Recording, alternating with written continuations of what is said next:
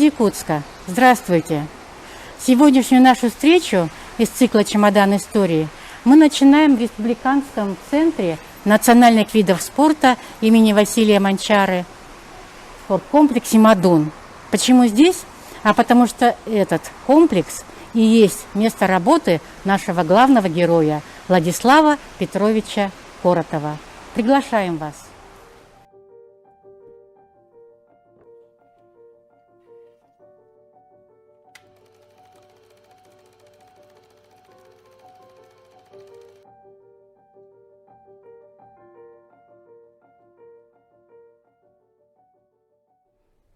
Итак, сегодняшний герой нашего чемодана истории – спортивный журналист.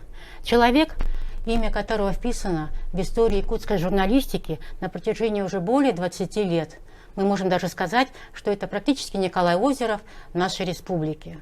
Владислав Петрович, здравствуйте. Добрый день. Ну и, конечно, первый вопрос.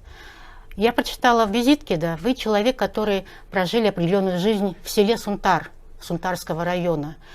Расскажите немножко о вашей семье. Откуда пришло к вам это увлечение? Вот то, что мы видим сейчас на заднем плане. С чего это все началось? О ваших родителях. Ну, родился я в селе Сунтар. Жили мы на улице Партизанской, около кладбища братской могилы партизан, которые погибли в годы гражданской войны, да. И как раз наш дом подпадал под территорию старой церкви Сунтарской. И, естественно, в нашем дворе как раз, видимо, проходила граница вот церкви, и обычно за церковной оградой хоронили людей. Было кладбище. И даже в нашем дворе и рядом с нашим домом было очень много могильных плит. И когда мы каждую весну спахивали картофельное поле свое, чтобы посадить картошку, да, мы всегда находили там какие-то или монеты, или церковные образки, обломки крестов и так далее, вот нательных, да. Ну и в то время все дети, наверное, советского периода увлекались коллекционированием. Я, как все, собирал марки, спичные этикетки, грампластинки собирал, книги всю жизнь собираю. И с тех пор, наверное, пошло увлечение. Ну, а родители мои, отец мой, Коротов Петр Павлович, более 40 лет проработал в здравоохранении, был фельдшером, рентген-лаборантом, техником. А мать моя, Попова Любовь Васильевна, она родилась в Усть-Алданском районе, и ее родители Местниковы были, так сказать, сельскими интеллигентами 4-го поколения. Так мои прадед и прапрадед были писарями Барагонского улуса Местниковы. Прапрадед Гавриил Андреевич дружил с Кулаковским, Саюнским, был вхож в семью Ксенофонтовых, Гаврила Васильевича, да, и он сам обучился, обучил сына, своих внуков и так далее. И вот с тех пор пошел род Местниковых, люди, педагоги. У нас общий семейный педстаж более 300 лет. Это только по одной ветви моего дедушки. А если считать по ветви старшего брата моего дедушки, так где-то будет, наверное, лет 500 педагогической дистанции, да. И я сам тоже был педагогом, 27 лет работал, воспитывал детей-сирот, начинал в Усть-Алданском районе, работал в Курбусахской школе-интернате, работал с детьми-сиротами, преподавал французский язык, так как я окончил Иркутский институт иностранных языков.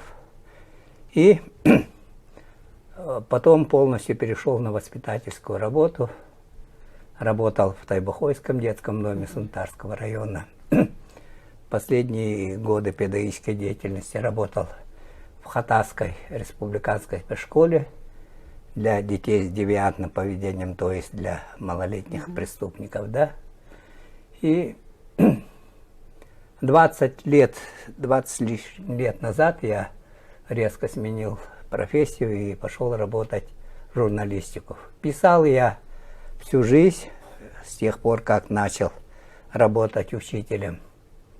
Все время писал в районные республиканские газеты о достижениях своих школьников, о нуждах от интернатных учреждений. В то время, в советское время, в материальном отношении такие интернатные учреждения жили неплохо, но был ряд очень большой проблем, который касался вот устройства выпускников и так далее, и вообще. Владислав Петрович, так мне все-таки интересно, тогда скажите, пожалуйста, вот это вот увлечение фотографированием, оно пришло когда? В те годы, когда вы работали с подрастающим поколением, в силу того, что их надо было чем-то занять, как-то отвлечь каких-то, найти как-то к ним подход, заинтересовать? Или это, в принципе, всегда было как бы с детства вашей жизни? Или это просто как бы наложилось на вашу педагогическую деятельность и уже потом приобрело такое более серьезное развитие? Это было с детства. Потому что мой отец хорошо фотографировал. У нас в семье был фотоаппарат у отца. А в школьные годы я фотографировал сменой. Ну, тогда у меня таких старых образцов смены нет. Увы. Вот, Ну, в любом случае, вот такая с мыльница. той поры вот у меня стоит вот любитель двухобъективный, вот вертикальная камера. Вот слева. Вот это. Вот таким любителем я фотографировал на широкую пленку, да? Это в советский период. Начиная с 10 лет я занимался фотографией, так что мне сейчас 68 лет, я практически 58 лет занимаюсь фотографированием. И всякий педагог, он отчитывается о своей работе, и естественно, что я всегда стремился запечатлевать школьную жизнь, снимал на фотографии, потом, когда появилось у нас видео в 90-х годах, я начал снимать на видеокамеру, и в Тайбахойском детском доме я оставил большой архив своих видеозаписей, фотографий. Поэтому и те фотоаппараты, которыми я работал до 95-го года, они, к сожалению, у меня утерялись, и, ну, коллекционированием я начал заниматься сравнительно недавно.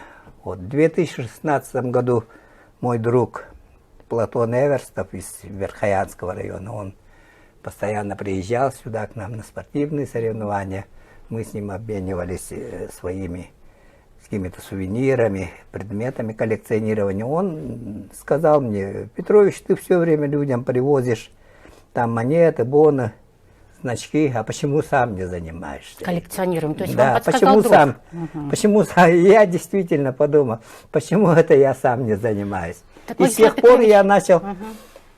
Первый фотоаппарат мне подарил мой друг Алексей Егорович Мостахов, вот такой «Зенит» он принес, подарил. Это было относительно недавно. Это в 16-м году. И с тех пор, вот моя коллекция, сейчас здесь более 80 фотоаппаратов, в основном советских, да? И большая часть этих камер – это подарки моих друзей. Вот, например, фотокамера широкопленочная, тоже Москва-5. Это где-то 50-х годов. Это подарок моего друга Сарыла Тихонова, предприниматель. А вот это фотокор, это где-то 35-й год. Это подарок известного фотографа нашего Николая Дьяконова. Ну, это известное имя, конечно, в Да. республике и за пределами даже Да. нашей республики, да. И так что вот всем большая часть этих фотоаппаратов подарена мне моими друзьями, которые узнают. Вот, например, фоторужье «Зенит». Мощная, да, техника, Да, но я у меня у понимать не самого буду. было такое фоторужье, но, увы, потерялось. И вот Мне его подарил мой друг Андрей Григорьев, тоже известный фотограф. Или вот, например, студийная фотокамера. Это более поздний выпуск, 80-е годы прошлого века, да? Я купил у одного тоже коллекционера. Сейчас аппаратов я покупаю, то, что возможно. Вот, например, 3 известные советские марки. Зоркий, ФЭД и Зенит. Самые известные, Да, раскрученные в самые Советском известные, Союзе. да. И посмотрите, вот 3 разных завода выпускали. Начинали они на одной, так сказать, коробке. Вот видно. смотрите. Внешний вид, вот Да, база одна и та корпус же, аппарата абсолютно. это одинаковый. Идентично. А потом уже вот Зенит начал выпускать зеркальные камеры, да, и немножко вида изменили, а так, видите, корпус у них одинаковый. Так вас это привлекает в первую очередь просто как техническое оборудование, как техника? Или какой-то компонент имеется в виду, что и художественное фотографирование вы закладываете, что каждое приобретение вы как бы рассматриваете как и объект художественного фотографирования? Или это чисто технический Нет, вариант? Вы собираете как вот... Да. Я как фотограф, я репортер. Как то есть наши аллахасуты, да, поют о том, что вижу, видят. то снимаю. Да, я снимаю то, что вижу. И как спортивный фотограф я в основном делаю репортажные съемки. Художественной фотографией не увлекаюсь. Красивостях, да, речи нету.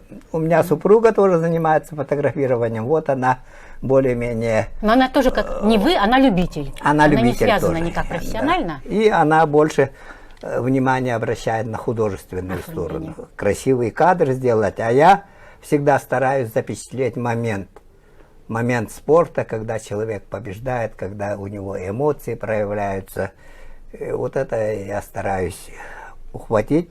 И где-то с 2006 года я занимаюсь изданием книг. Вот работавший у нас директором нашего центра Иннокентий Григорьев, он сам мастер спорта по национальным прыжкам. И вот он подарил мне свою кинокамеру советских времен. Он работал ею, да? Да, снимали это. И вот недавно тоже руководитель водоканала, президент Федерации легкой атлетики Анатолий Каджагасов, вот подарил кинокамеру 45-го года. Надо же, это ж лучше Это вообще рабочая такая раритетная вещь. Она в рабочем состоянии. Ею при желании можно снимать. Вот механизм работает. Удивительной сохранности вообще. Это техника наша или это советская. советская техника? Ага. Это Анатолий Андреевич подарил вот такую замечательную вещь. А вот тут у меня одна полка, вот эти мыльницы, и первые цифровые фотоаппараты, видеокамеры импортные. Вот, были такие фотоаппараты. Я смотрю, даже наверху, на верхней полке у вас Вот, он справа. полароиды разных видов. Были фотокамеры небольших форматов, да, вот. Киев выпускал такие миниатюрные камеры. Вот в 70-х годах такая, мы ее называли шпионской, да? Ну да, отлично, фотокамера да. Киев 30. Такая, ага. Она снимала на узкую пленочку. На узкую пленку, кинопленку, да? И очень хороший фотоаппарат был, рабочий вполне. Или вот уже в России начали вот такие агаты выпускать. 35-миллиметровая пленка, обычная пленка, но фотоаппарат миниатюрный. Так что мне интересно это. Вот фоторужье. В свое время у меня было такое фоторужье. Это Я очень ходил, серьезная техника, да. таскал его с собой на охоту. У него приклад прицепляется. Вот так. И Я ходил на охоту с таким фотоаппаратом, и друзья все время на меня ругались. Вместо того, чтобы стрелять уток, я просил их сначала дать пофотографировать, Сделать кадр, а сделать потом кадр, стрелять, а да? потом только заниматься охотой. И вот недавно мне подарили вот такую тоже установку. Это, Увеличите, что ли? нет, это установка для репродукции. То есть можно было какие-то документы переснимать на пленку. Переснимать. Переснимать. Там Сюда же ставили- пленка есть, то есть на пленку это все Вот, впечатляете, ясно. это небольшая такая фотокамера. Но обычно использовались, как говорится, в органах такие установки. Ну вот, последние книги в прошлом году мы выпустили такой фотоальбом, хроникальный фотоальбом к 30-летию кикбоксинга Якутии. Здесь федерация, активисты собрали очень много материалов об истории этого вида у нас, о наших первых чемпионах мира. У нас очень много чемпионов мира по этому виду из Якутии. Кто самый первый у нас был? Самый первый у нас был Александр Иванов, о котором я отдельно книгу выпустил, да? И о брате его выпустил книгу. Вот это наш первый тренер Александр Михайлов, ныне здравствующий, он вице-президент федерации. У нас 3 девушки сунтарские, мои землячки, были чемпионками, многократными чемпионками мира. Это Оксана Васильева, Лидия Андреева, Мария Кривошапкина. Вот мой друг Иннокентий Макаров, тоже чемпион мира, к сожалению, рано ушел из жизни. И вот по истории тут очень много статистических данных, воспоминаний. И считаю, что это очень хороший альбом получился. Ну и как пособие для начинающих спортсменов, так и, в принципе, тем для общего развития. Для Кто хотел бы знать? как история спорта. И вот начиная с 2009 года вот я выпускаю почти каждый год фотоальбомы, посвященные тому или иному крупному спортивному мероприятию, которое у нас проходит ежегодно. Это спортивные игры народов республики, это спартакиада по национальным видам спорта и игры Манчары, это игры Дети Азии, международные спортивные игры Дети Азии, и спартакиады трудовых коллективов, спартакиады инвалидов. Я ко многим крупным таким соревнованиям выпускаю фотоальбомы. И поскольку я сам педагог, я стараюсь больше внимания обращать не только на чисто спортивные показатели, да? Всегда вот в свои альбомы я включаю данные о видах, о чемпионах по этим видам. И кроме того, вот я обязательно стараюсь показать команду каждого улуса, каждого района, который принимает участие. Вот, например, Анабарский улус. Здесь статистические данные об этом улусе. Что и как, чем этот улус знаменит, что в нем привлекательного. И обязательно даю статистику по спорту. Сколько человек в этом районе спортом занимается, сколько тренеров работает, сколько у них спортивных сооружений и так далее. Для того, чтобы наши любители спорта знали не только спортивные результаты, но и о том, кто и как работает по этим видам спорта в том или ином районе.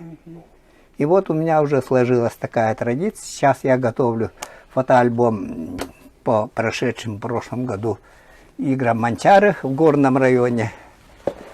Выпускаю очень много, ко мне обращаются с заказами родственники наших известных личностей, спортсменов, ушедших из жизни или ныне здравствующих людях. И вот я о них готовлю книгу. Вот это одна из первых моих книг о моем земляке, старшем товарище Вячеславе Гавриловиче Степанове. Ему нынче исполнится вот 7 марта 75 лет. Он давно ушел. Да, и с его семьей мы подготовили я считаю, довольно-таки неплохую книгу. Там сыновья его, наверное, да? И Да, Николай. его сын, супруга, дочь помогали, и одноклассники. Вот удивительный у них класс был, они старше меня на 3 года учились в Сунтарской средней школе, и я всегда брал с них пример. Ну хорошо, а теперь, может быть, поговорим о вашей книге, о книге вашей родовой, ту, которую вы составили буквально совсем недавно, и которая интересна и замечательно будет, наверное, как и пример для тех, кто хочет заняться этим делом и написать об истории своих предков, об истории вообще создания, как создавался род тот или иной. Это, в принципе, может быть так и пособием, скажем так. Довольно большая работа проведена же, чувствуется Вот. по всему. 2 мои тети, это младшие сестры моей матери, Александра Ивановна Местникова и Екатерина Ивановна Местникова, они в течение долгого времени собирали материал о своих родных. И в 2015 году мы выпустили вот такую семейную книгу. «Мегенюкептер» – это Местниковы. Они уроженцы Альтекского наследия Уселданского района. Но моя мать была их первым ребенком и воспитывалась у дедушки, поэтому мою маму звали не Местникова, а Попова Любовь Васильевна. Дедушка записал ее на свою фамилию и под своим именем.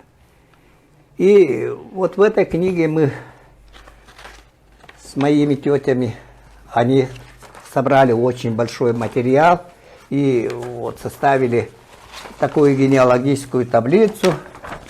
Это еще при жизни нашего зятя, доктора педагогических наук Портнягина Иосифа Семеновича, мы собирали всю эту таблицу. Здесь 7 поколений нашей семьи, начиная с моих прапрадеда и прадеда. Андрей Гаврилович Местников, мой прапрадед, был улусным писарем Баргонского улуса, первым человеком, вот, обучившимся грамоте из этого рода Местниковых. И он, как я уже говорил, дружил с Кулаковским, с Аюнским, был знаком с Ксенофонтовыми, и всегда во главу угла они всегда ставили образование. И вот мой прадед тоже был, Андрей Гаврилович Местников, тоже был писарем Баргонского улуса. И он был внештатным корреспондентом Института языка и литературы, ездил с Кулаковским в его Булунскую экспедицию, и в архивах Института гуманитарных исследований сейчас хранится около 50 его работ, фольклорных работ. Именно он первым написал о чучуна, о человекоподобных существах, да, которые обитали в северных улусах. И Гаврил Васильевич Ксенофонтов в своей книге «Эллиада» вот упоминает об нашем прадедушке с большим уважением. И вот в этой книге мы собрали данные обо всех Местниковых, заканчивая нашими днями. Я думаю, что мы будем еще продолжать. Ну что, вот на этой вот далеко не последней ноте, как вы поняли, мы не прощаемся. Мы надеемся, что наша встреча с Владиславом Петровичем не только в этом формате, но и в другом, просто как вот друзья этого центра. Будем чаще встречаться не только в здании нашей библиотеки имени Белинского, но уже будем приходить сами. Просто имейте в виду, все, кто любит книгу, кто знает спорт Якутии и вообще кому интересно все, что происходит вот здесь, в республиканском центре Манчары, в спорткомплексе «Мадун», приходите. Сейчас уже ограничения снимаются, вам здесь будут только рады. Вашей поддержке, вашему вниманию. А вас мы вас благодарим, Владислав Петрович. Спасибо вам за большой материал, который нам сегодня предоставили. Да, очень Надеюсь, много что это будет интересно. В наш чемоданчик истории сегодня попала очень большая, интересная и увлекательная история, которая будет иметь продолжение. До свидания. До свидания.